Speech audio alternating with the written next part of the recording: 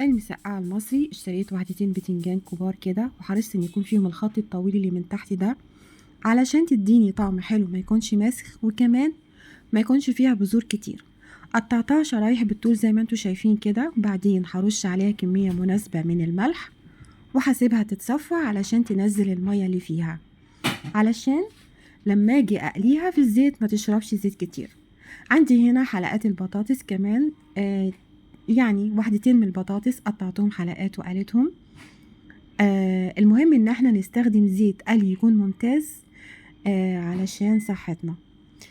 هنا كمان قليت شرايح البتنجان، ولازم يكون عندنا مناشف ورقية علشان تمتص اي نسبة زيوت بتبقى موجودة في البتنجان او البطاطس اثناء القلي. هنا كده خلصت كل حاجة، وعندي كمان وحدتين من الفلفل، فلفل حار، فلفل رومي زي ما انتوا حابين. قطعت منه، ده الفلفل الرومي اللي انا قطعته وقليته، ودي كام وحدة فلفل حار كده، هسيبهم سلام بحطهم فوق الوش. عشان نعمل الصلصة بتاعة المسقعة عندي معلقة كبيرة من زيت الزيتون، وهنزل كده بأربع فصوص توم كبار كده مفرومين، وعليهم كمان فلفل متقطع، فلفل حار او حلو زي ما انتوا عايزين. حمرهم لغاية ما يوصل لونهم للون الذهبي. بعدين اكون محضرة الغطا بتاع القلاية علشان الطرطشة اللي هنزل بالخل على التوم، فهيعمل بركان يعني. فلازم يكون غطا القلاية ده موجود، علشان ده هو اللي هيحمي الدنيا دي. بعدين هضيف مية علشان اخفف الخل. بعدين هنزل بالصلصة بتاعتي، صلصة معجون طماطم، ممكن تعملوا صلصة طماطم فريش. وبعدين هنزل بالبهارات بتاعتي، ملح، فلفل اسود، بابريكا، كمان كمون وكزبرة مطحونة. هقلبهم واسيبهم علشان يتسبكوا، الريحة بتاعتها كانت قوية جدا. عندي هنا كمان نعناع مجفف، ممكن تضيفوا ريحان كمان بيبقى حلو جدا. هنا كده خلاص كل حاجة جاهزة عندي، البتنجان، البطاطس، الفلفل، وهبتدي بقى اعمل الطاجن بتاعي. عندي هنا طاجن ممكن تعملوه في بايركس.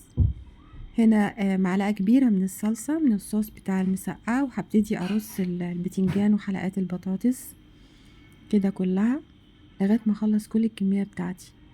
ممكن وانتوا بترصوا في النص كده تضيفوا من الصلصة، وبعدين ترصوا تاني. بعد كده اخر حاجة بقى هي اضافة الفلفل وشرايح من حلقات الطماطم. هنا انا كده خلصت كل حاجة.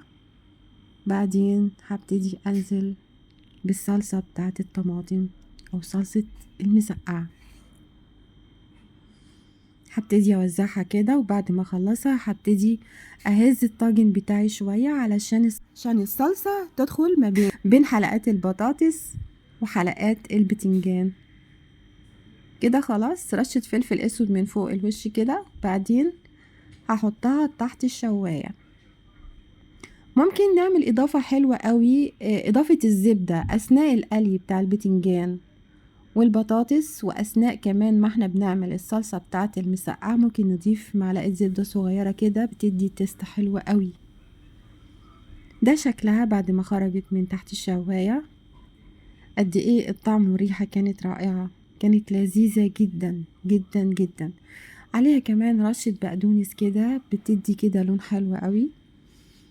انا بفضلها كده، ما بحبش الصوص يبقى عايم فوق الوش كده وفيها لمعة وزيوت كتير وكده.